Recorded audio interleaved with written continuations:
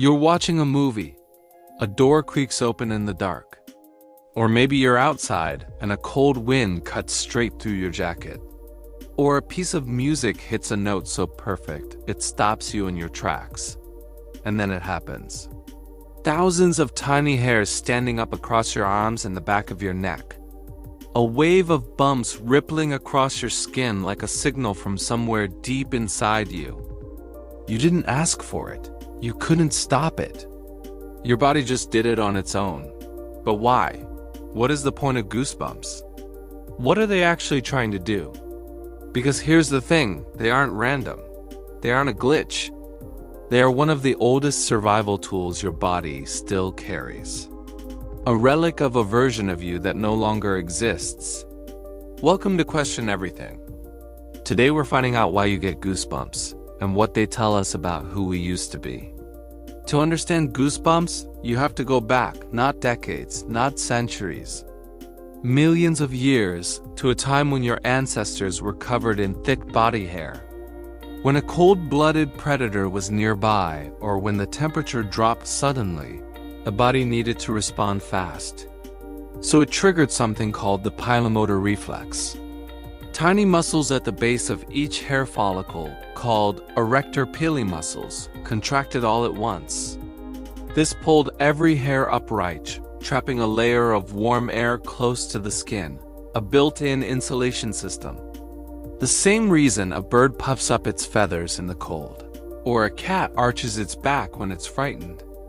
That second part is important, because goosebumps weren't just about warmth. They were also about size.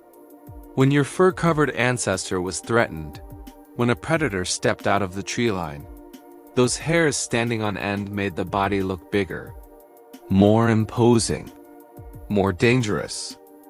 It was a bluff written into the nervous system, a split-second automatic response designed to make a threat think twice before attacking. Here's where it gets fascinating. Humans lost most of their body hair somewhere between 1 and 3 million years ago. Most likely because we started running long distances in the heat and needed to cool down efficiently. Fur became a liability, so evolution stripped most of it away. But it forgot to remove the machinery.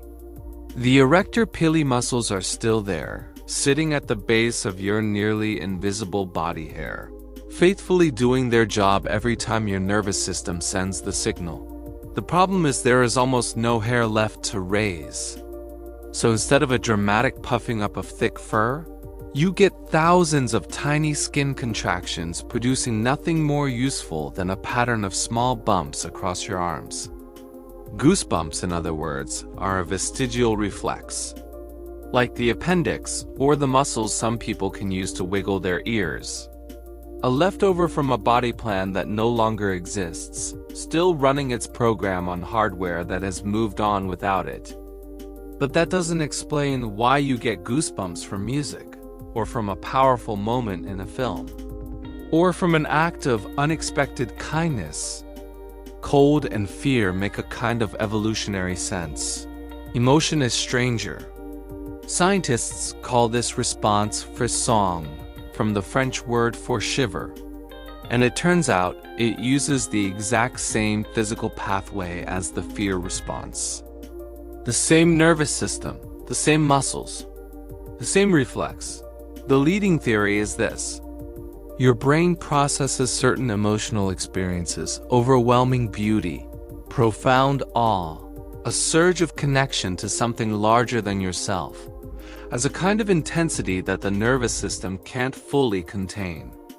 It overflows, and when it does, it borrows the closest physical channel available, the ancient alarm system your ancestors used when a predator was nearby. In other words, your body doesn't distinguish between the terror of a threat and the awe of a perfect piece of music. Both feel enormous. Both feel like something bigger than the everyday. So the nervous system responds the same way it always has, with every hair on your body standing at attention, even though there is no predator, no cold wind, nothing to fight and nothing to run from. Just a feeling so powerful your million-year-old body decided it had to do something about it. Researchers have found that people who experience Frisson regularly tend to score higher on a personality trait called openness to experience. They are more likely to be deeply moved by art, more likely to feel connected to ideas and emotions beyond themselves. The ability to get goosebumps from beauty, it turns out, may say something real about how a person engages with the world. Which means those bumps on your arm aren't just a mechanical leftover. They are a signal. A moment when your body tells you that something happening right now matters.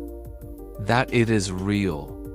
That it has reached something ancient and deep inside you that words alone never quite can. So the next time the hair stands up on your arms, whether it's the cold or fear, or a piece of music that hits you somewhere you can't name, remember what your body is doing.